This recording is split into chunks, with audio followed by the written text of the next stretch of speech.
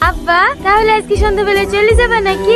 না রে মা, কদিন থাকবে বলি তো আসলো, দেখি। তাই তো হলো আব্বা, তোমার জামাই আবার গাড়ি ঠিক করেছে, কালকে নাকি বেড়াতে যাবে। আমি তো থাকছি নি, তোমাকে টাকা দিয়ে যাবো, কিছু কিনে খেলিও হবে আব্বা। তুই থাকবি না, তারপর আমি একা একা থেকে কি করবো? আর সন্ধ্যাবেলা না আমি বাড়ি চলে যাবো। ওইটাই ভালো হবে আব্বা, পরে নাই তো এসে একবেলা থেকে যাই।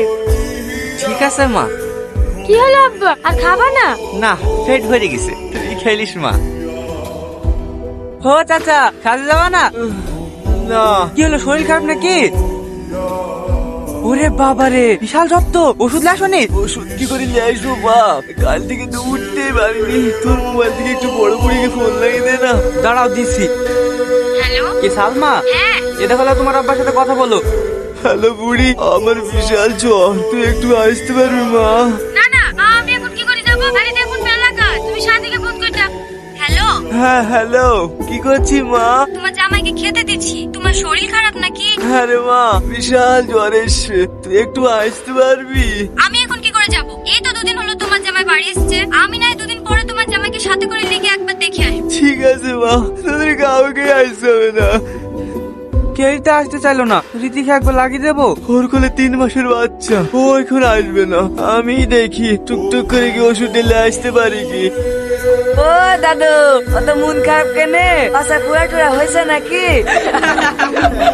আরে যা, লুকি দিলে মলমটা লাগিয়ে দিয়ে তো। ও দাদু, কোথায় মলম লাগাবো? শালা চালি মেরে গেছে বলি রে।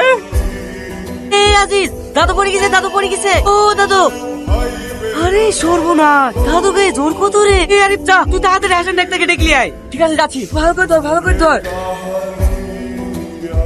পেশাব তো একবার এলো, ওষুধগুলো খেতে হবে। কিছু খাওয়া দাওয়া করেছে? না, কে রান্না করে দেবে? একটা ছেলে 3টি মেয়ে, ফোন করেননি নাকি? সবার বাড়িতেই কাজ, কেউ আসতে পারিনি। ওয়াই হয়, দরকার সময় কাকু পাওয়া যায় না। হ্যাঁ দাদু, শরীর কেমন আছে? এখন ভালোই আছে। এই দেখো দাদু, তোমার লেগে মাল্লি চলে এসছি। মারলি চলে এসছি মানে? কে এটা? ছাইনে বড় দাদি, ছেলে পেলে কেমন না? আর তোমার তো থেকেও কেউ না, তাই আমরা সবাই মিলে ঠিক করেছি আজকে তোমাদের বিয়ে দেবো। যা যাও, গাধি লাউগা, ছাইন মল্লা ডাকতে গেছে। বুড়ি দেখে একবার জিজ্ঞেস করলে হয়তো না। ও দেখে আবার কি জিজ্ঞেস করবা? জ্বর এসে পড়েছিলা, তখন তো ফোন করিছো। ওর কেউ এসছে? ওঠো তো। যা শাহিন, দাদি খার মল্লা দেখে ঘরে বসা, আমি দাদুকে গাধিলে আসছি। আমার মার সঙ্গে লড় করতে ইচ্ছা বের আবার দেখি। ছাড় ছাড়, তুই কি করছিস? সরো তো। কাগজপাতিতে যা দেখছি বাড়ি মেয়ে জামাইয়ের নামেই আছে। এবার মেয়ে যদি বাপ মাকে বের করে দেয় তাহলে তো আমাদের কিছু করার নাই। দেখেন, মেয়ে জামাইকে বলে যদি থাকতে দেয়। আমি থাকতে দেবো না, বুড়ো বয়সে বিয়ে করেছে, বলি কোথায় যাবে দেখুক গা।